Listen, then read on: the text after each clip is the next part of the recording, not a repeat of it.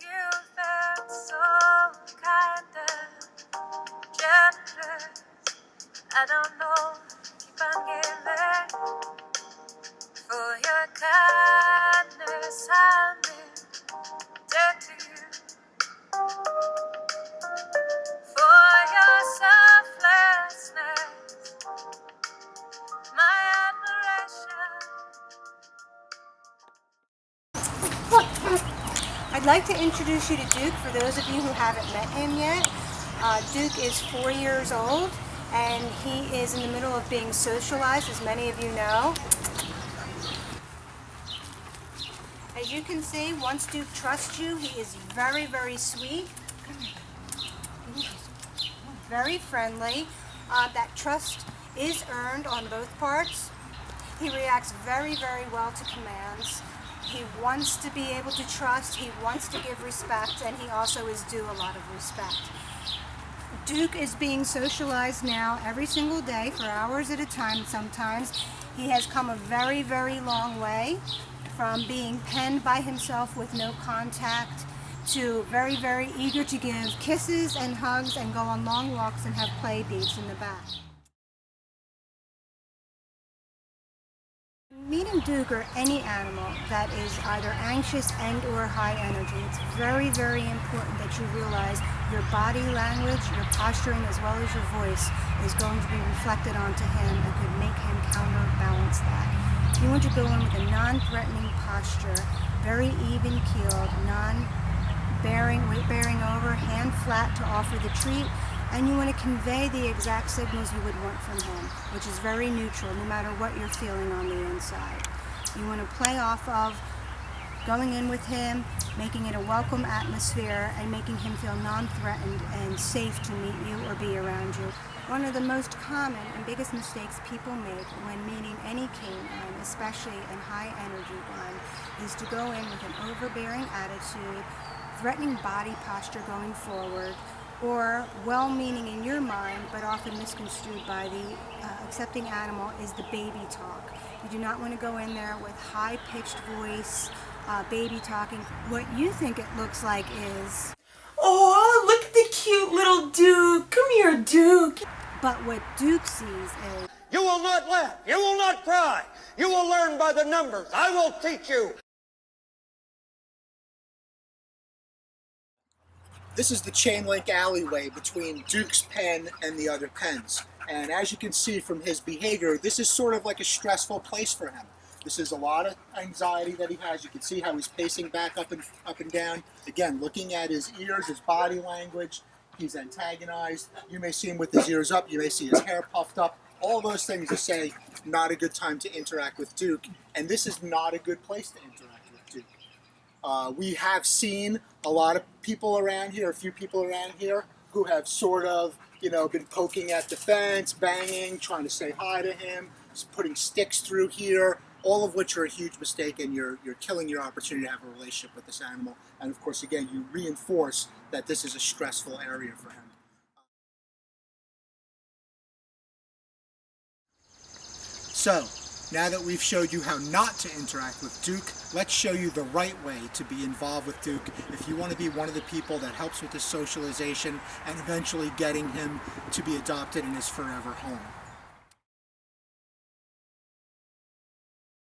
First of all, you want to go to Mike Hodanish and get permission.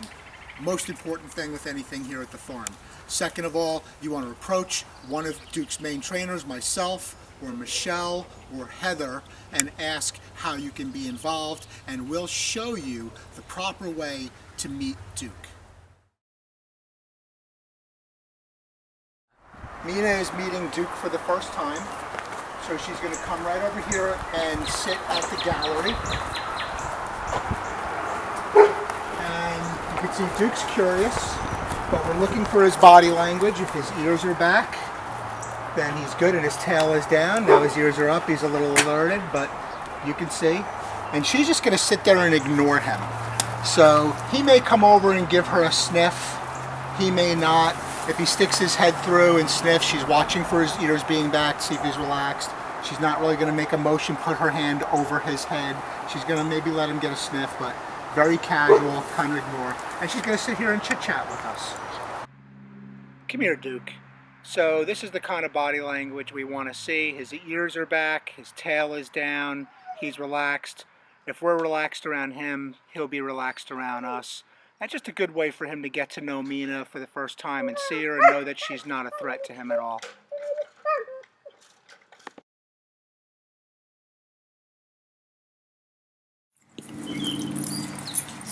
So what we do now is we're just going to sit around and chit-chat, and Mina's not really going to pay any attention to Duke whatsoever. You're not going to make the mistake of leaning forward and going toward him. That's threatening to him, leaning over him. She's going to just kind of chat with us, pay no attention. You can see he's going to be curious. He's coming to her. She's not really giving him any special attention. And if you look, he's just going to go to each person. He's going to sniff around the environment. One of the things we're looking for in body language is little signs that he gives you.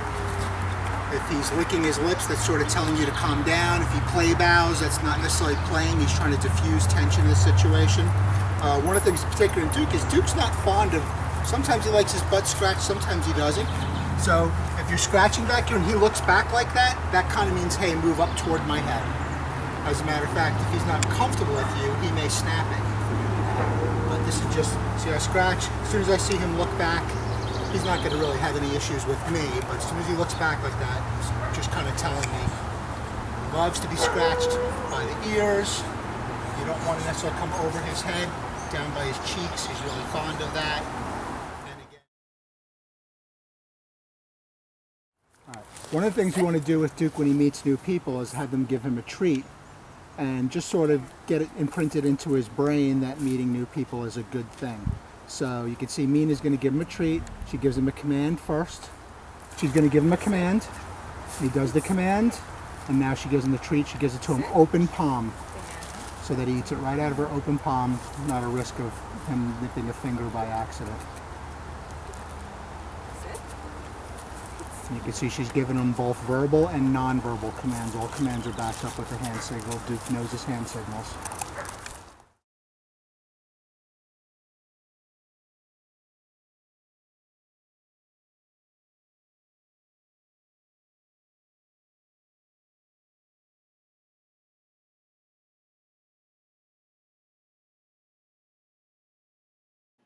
We want to thank you for taking the time to watch this video, and we look forward to working together to help Duke get to his forever home.